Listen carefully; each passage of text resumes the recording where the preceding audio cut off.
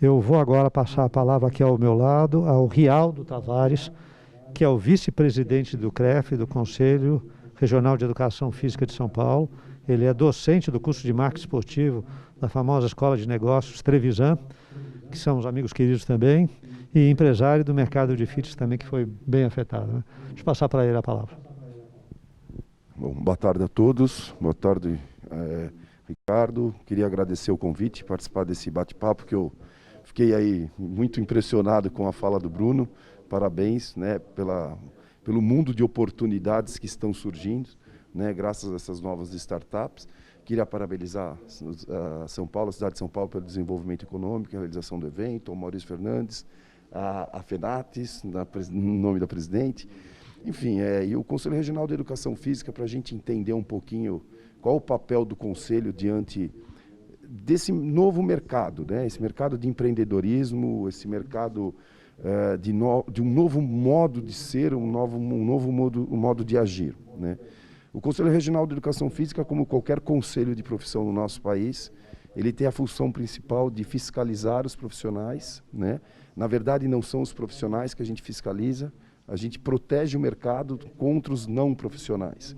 No caso específico da educação física, dos blogueiros, dos artistas que resolvem montar programas de atividade física sem embasamento científico nenhum e muitas vezes se aproveitam de uma oportunidade pela própria visibilidade. E um dos papéis desse conselho, particularmente, é a gente proibir esse tipo de atuação, que nada mais é do que uma atuação ilegal, né? Exercício ilegal da profissão. E a outra função de qualquer conselho de profissão é orientar, né?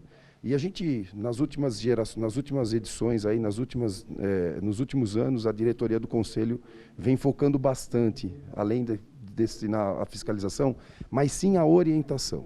E em 2020 nós nos pegamos obrigados a olhar para esse lado, porque nós estávamos vindo de um momento muito positivo. O primeiro trimestre de 2020, o setor de atividade física, de um modo geral, o setor do esporte, esse setor fitness que a gente chama, que são as academias, elas estavam sendo abençoadas, por incrível que pareça, por uma outra pandemia chamada pandemia do sedentarismo, onde a OMS estava pedindo para que as pessoas fizessem atividade física, saíssem do sedentarismo. Então, o maior concorrente naquela época do mercado era o sofá. As pessoas estavam sedentárias, né? O Brasil é o 5º país na colocação de país mais sedentário do mundo. Nós temos 45% da população, 45% da população é considerada sedentária. E a cidade número 1, por incrível que pareça, no país é o Rio de Janeiro, né? A gente tem uma impressão totalmente equivocada, e justamente por causa da tipologia da cidade, que é uma cidade próxima às montanhas, né, assim, a praia tem a orla, mas a serra estreita aquilo e dificulta a atividade física das pessoas menos favorecidas. Então, de uma certa forma, nós vínhamos olhando isso com bons olhos, porque nós tínhamos um mercado a crescer, né? 45% da população sedentária, enquanto um país de primeiro mundo tem uma média de 28%, nós estamos falando aí de milhões de pessoas que comprariam produtos esportivos, frequentariam atividades físicas, contratariam serviços. Direcionando para esse ramo de startup, nós percebíamos que tinha um mercado crescente e o Brasil hoje está ganhando um espaço muito forte na prestação de serviço, né? E as academias, o personal trainer, o professor, de um modo geral, ele é um prestador de serviço em atividade física. E esse mercado vinha crescendo de forma acelerada, até que nós fomos pegos pela Covid, pela pandemia, que de um dia para o outro simplesmente fala, para tudo, fica todo mundo em casa, né? E esse profissional e essas empresas, essas instituições se viram de mãos atadas, o que fazer, né? O Conselho, preocupado com esses profissionais, a primeira atitude que nós tomamos na sequência foi liberar as teleaulas, né? O que não era até então permitido, justamente para evitar uma proliferação dos blogueiros, das atividades físicas, né, na internet, de pessoas que não eram capacitadas para isso. Nós criamos a Resolução 123 de 2020, que justamente daria um prazo para que esses profissionais de educação física pudessem ministrar as suas aulas em casa. Por quê?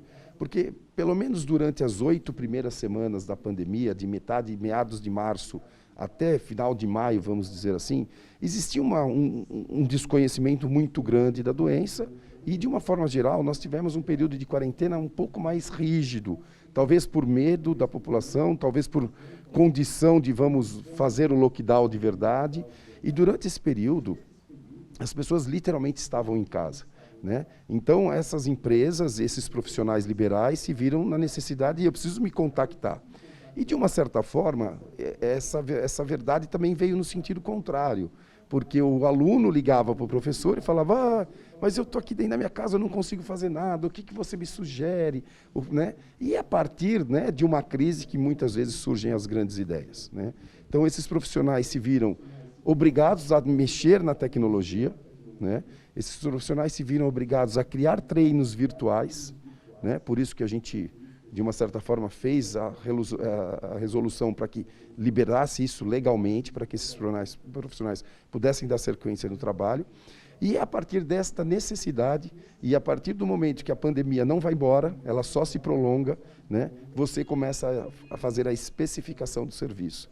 Então, ao invés de simplesmente ligar o celular e dar uma aula para que aquele aluno pudesse, né, ter uma movimentação, você começa a se deparar com alguns obstáculos, mas aquele aluno não tem nenhum aparelho para ajudar. Você precisa trabalhar com uma criatividade enorme, porque como é que eu todo dia vou dar uma aula diferente, sem aparelho, sem espaço?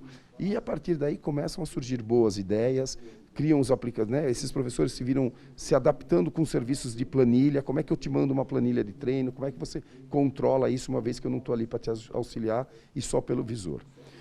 Por outro lado, né, vamos falar do setor de fitness, as academias também não podiam assistir os cancelamentos em massas das suas bases de alunos, né? Então também investiram em estúdios, investiram em teleaulas, investiram em orientações gratuitas muitas vezes, né? Simplesmente para que o aluno tivesse o contato. E todo esse movimento gera, de uma certa forma, independente de quem estava ligado ou não às atividades físicas, que todo mundo se viu preso dentro de casa e com a necessidade de movimentação, ou pelo menos começamos a tomar consciência do quanto é importante a gente se movimentar. Porque muitas vezes você sair de casa às 5 horas da manhã para entrar numa fila de ônibus, subir no ônibus, descer, pegar o metrô, você faz uma atividade física que muitas vezes você deixou de fazer da noite para o dia e começou a perceber que aquilo estava fazendo falta.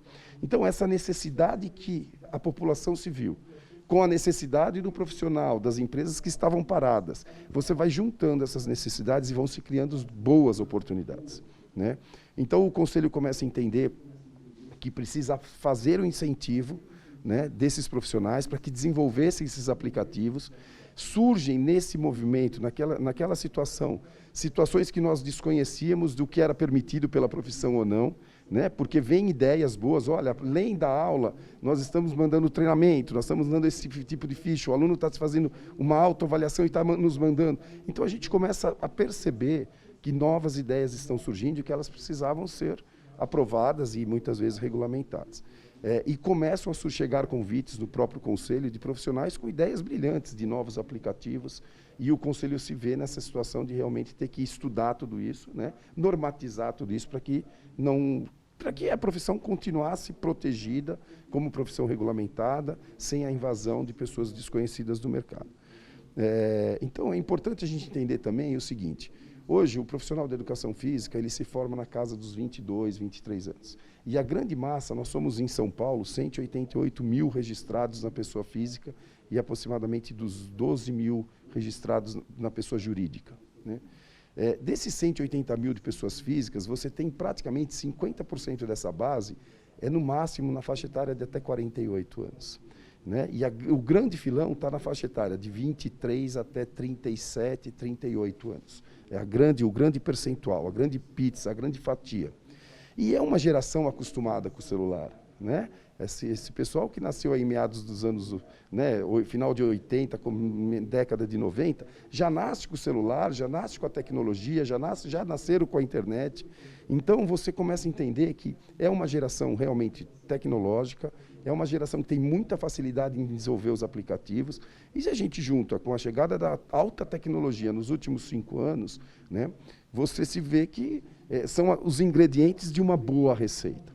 Então, vendo que o Bruno acabou de falar aí, toda essa integração, dessa força, né, desse intercâmbio, desse estreitamento de relações. Hoje nós estamos aqui em São Paulo, né, o responsável pela Feira da China falou pela manhã, né, então o mundo ficou menor, o mundo ficou mais próximo, né, e as pessoas, e eu acredito, e nós do Conselho acreditamos que isso não é algo que vai embora. O que vai embora vai ser o que foi ruim, o afastamento social, o isolamento, né? Ainda mais para o nosso tipo de perfil, do nosso público que nós temos no Brasil, que nós somos um povo que gostamos do contato, gostamos da conversa, da aproximação. Isso talvez não fique da pandemia, mas essa facilidade, esse encurtamento, o profissional também se vê que muitas vezes ele ficava de 2, 3 horas para sair de uma academia, ir para outra, poder dar um treinamento. A hora que ele consegue encaixar um treinamento virtual, que ele cria uma planilha, que ele cria um aplicativo, que ele desenvolve algo que facilite a vida dele, ele conseguiu encaixar 2 ou 3 alunos a mais.